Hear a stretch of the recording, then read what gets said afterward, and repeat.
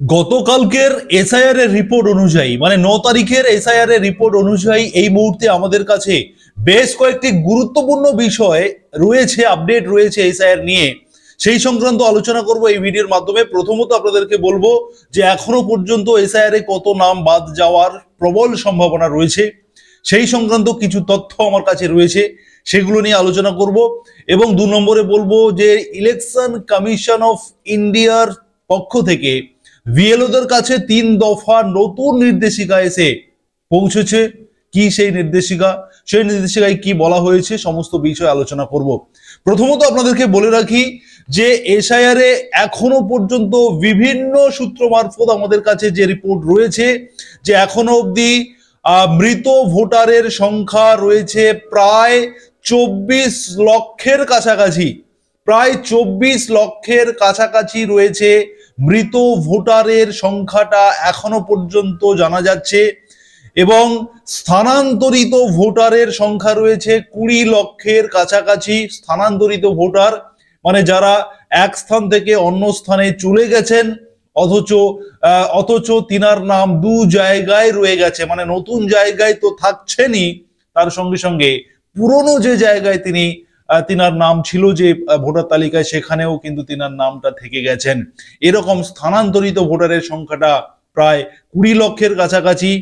নিখোঁজ ভোটার মানে ভিএলওরা যাদের ফর্ম দিতে পারেননি, মানে 2025-এর তালিকা ধরে ফর্ম জেনারেট করা হয়েছে বা ফর্ম প্রিন্টিং হয়েছে, ভিএলওদের হাতে সেই ফর্ম এসেছে এবং ভিএলওরা যখন এনুমারেশন ফর্মটা দিতে গেছেন তখন সেই সমস্ত ভোটারদেরকে খুঁজে পাওয়া যায়নি।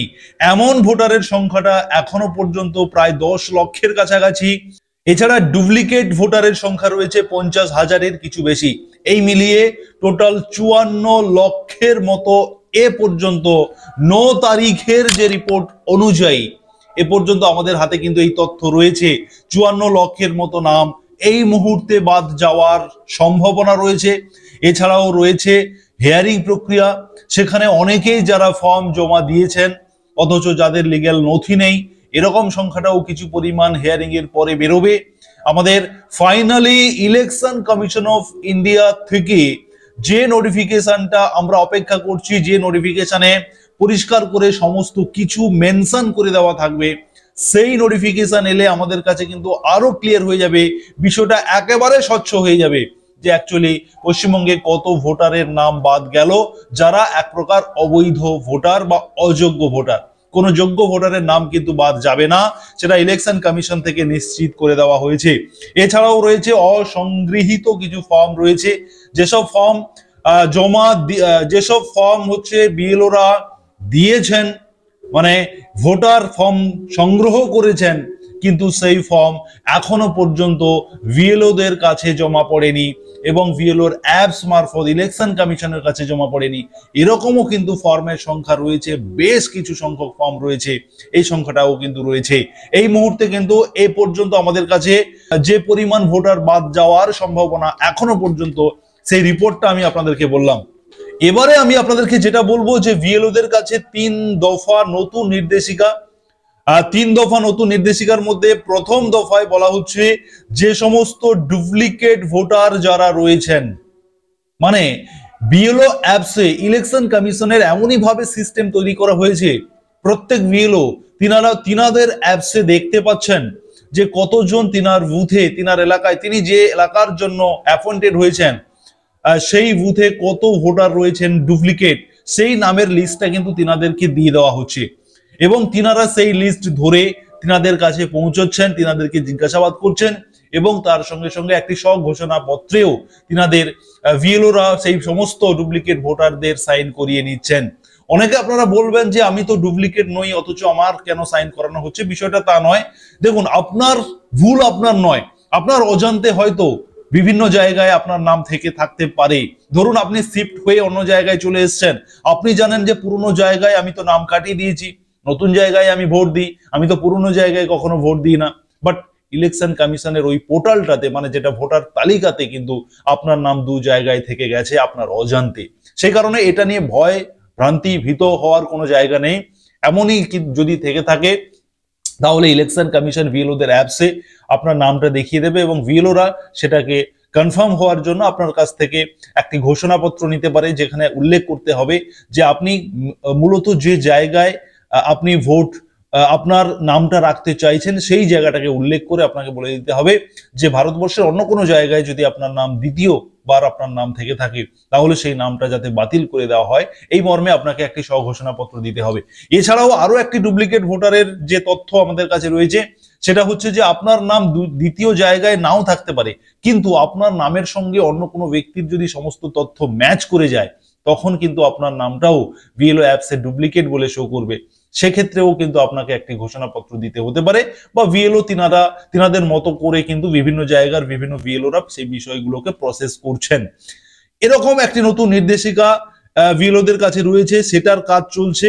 এবং 2 নম্বরে যে আপনার বয়স যদি 50 বছর কিংবা তার বেশি হয়ে থাকে অথচ আপনার নাম 2002 লিস্টে আপনার নাম নেই, এমনটা যদি হয়ে থাকে সেই সমস্ত ভোটারদেরকে খুঁজে বার করতে হচ্ছে ভিএলওদের। সেরকমই নির্দেশিকা ভিএলওদের কাছে রয়েছে যে কোনো ভোটার, আপনার এলাকার কোনো ভোটার যদি 50 বছরের ঊর্ধ্বে তার বয়স হয়ে থাকে অথচ তিনার 2002 লিস্টে নাম নেই, কেন নেই? তিনার তো থাকার কথা, কিন্তু তিনার কেন নেই সেটাও কিন্তু যাচাই পর্ব চলছে, সেটাও ভেরিফিকেশন চলছে, খোঁজ খবর নেওয়া চলছে ভিএলওদের মারফত।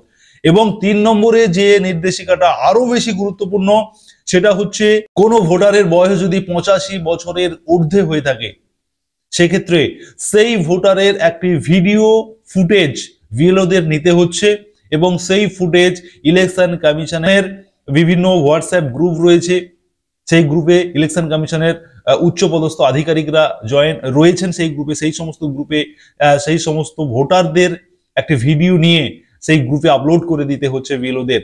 মানে যারা 85 বছরের ঊর্ধ্বে যে সমস্ত ভোটাররা রয়েছেন তারা ভিএলওদের অন ক্যামেরাতে ভিডিও করে তিনার বয়স এবং তিনি জানাবেন যে তিনি এসআইআর ফর্ম নিয়েছেন, ফর্ম ফিল আপ করেছেন, তিনার বয়স এত, এরকম বলে একটা ভিডিও ভিএলওরা নিচ্ছেন এবং সেই ভিডিও তিনারা বিভিন্ন জায়গায় আপলোড করে দিচ্ছেন, ইলেকশন কমিশনের বিভিন্ন দপ্তরে আপলোড করে দিচ্ছেন। এরকমও কিন্তু নির্দেশিকা চলে এসছে। মানে 3 ধরনের নির্দেশিকা এই মুহূর্তে ইলেকশন কমিশন কিন্তু ভিএলওদের উদ্দেশ্যে দিয়ে দিয়েছে এবং সেই মতো করে কাজ চলছে।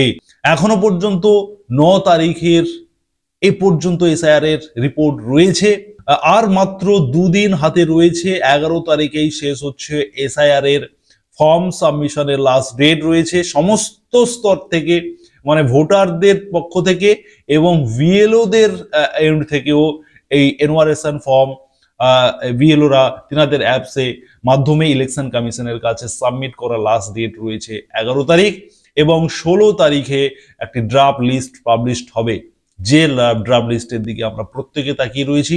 আপনারা সেই ড্রাফট লিস্ট কিভাবে চেক করবেন, আপনার নাম রয়েছে নাকি বাদ গেছে, সমস্ত তথ্য জানতে অবশ্যই আপনারা সুরজিৎ একাডেমি ইউটিউব চ্যানেলকে সাবস্ক্রাইব করে রাখুন। আমরা প্রতিনিয়ত আপনাদেরকে এসআইআর সংক্রান্ত সমস্ত ধরনের হেল্প করে থাকি, সে কারণে আপনারা সাবস্ক্রাইব করুন, নোটিফিকেশন বেল বাটন অন করে রাখুন এবং এই ভিডিওটি আপনারা শেয়ার করে দিন। যারা ফেসবুক থেকে দেখছেন অবশ্যই ফলো দিয়ে রাখুন।